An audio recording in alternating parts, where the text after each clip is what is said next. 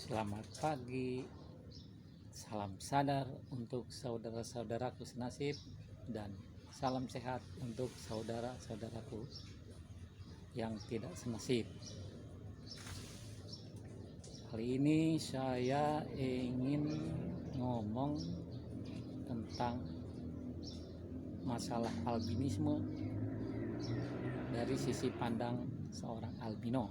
Kebetulan saya sudah berpengalaman karena sudah tua ya sebagai albino dan sudah menjalani berbagai macam proses kehidupan sebagai albino.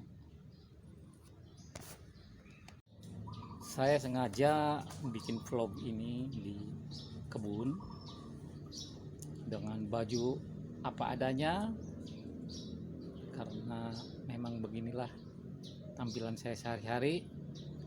Kalau dikeren-kerenin juga malah saya nggak pede ya, beginilah. Oke, albino itu menyangkut hanya dua aspek yang disebabkan satu masalah genetik yang terjadi dalam albinisme. Masalahnya yaitu ada kelainan genetik dari pigmentasi yang mempengaruhi mata dan kulit. Seorang albino matanya mempunyai daya pandang yang lebih buruk dari yang normal karena pigmentasi iris matanya itu buruk. Jadi seorang albino walaupun misalnya dia tidak mata minus, tidak mata silindris atau tidak mata plus, dia tetap mempunyai pandangan lebih buruk dari yang normal karena kekurangan pigmen pada iris mata itu menyebabkan ketidaksempurnaan menangkap bayangan di dalam mata. Terus yang kedua, pigmentasi yang kurang atau tidak adanya pigmentasi ini akan menyebabkan kulitnya berwarna pucat dan otomatis dia tidak tahan terhadap paparan sinar matahari karena fungsi pigmen itu untuk memblok sinar matahari yang membakar kulit, sehingga seorang albino itu sudah pasti dia tidak kuat dengan paparan sinar matahari. Bila dipaksakan, kulitnya akan terbakar, rasanya mirip seperti dibakar api. Saya sudah mengalami itu. Makanya seorang albino biasanya harus menghindari paparan sinar matahari secara langsung dengan cara menutupinya dengan pakaian atau tidak berlama-lama di paparan sinar matahari, atau juga bisa menggunakan sunblock. Nah, kalau soal mata itu level kerusakannya juga bermacam-macam, dari mulai yang rendah sampai yang tinggi. Jadi ada seorang albino ya matanya pasti lebih buruk daripada seorang normal. Tapi kalau dibandingkan dengan albino yang lain, dia mungkin mempunyai gangguan yang lebih ringan atau lebih berat.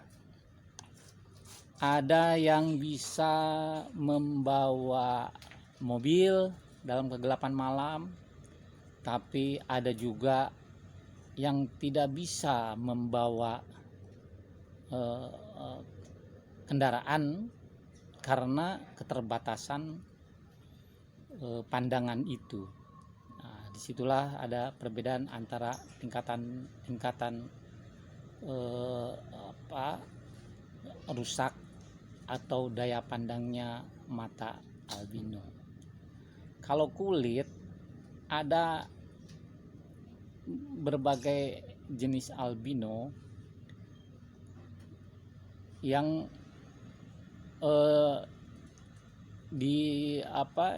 yang tampilannya juga berbeda-beda sesuai dengan kondisi genetik yang terjadi. Jadi ada albino yang sangat kekurangan atau tidak ada melaninnya sama sekali yang membuat pigmentasi kulit sehingga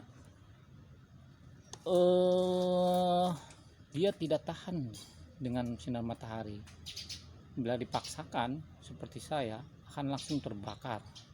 Tapi ada juga seorang albino yang memiliki pigmen di dalam kulitnya sehingga dia lebih tahan terhadap paparan matahari dengan durasi tertentu. Selain itu, seorang albino juga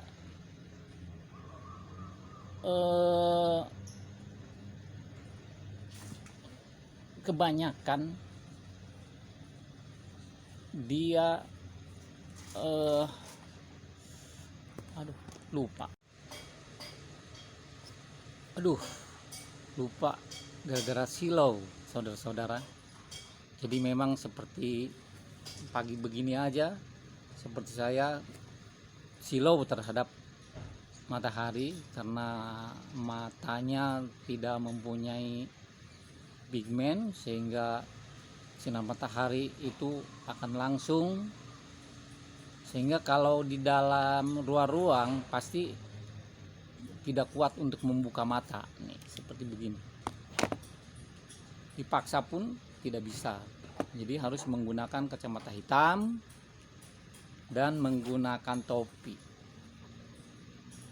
Saya di rumah pun menggunakan topi, ke mall pun harus menggunakan topi juga karena sinar lampu pun tidak tahan.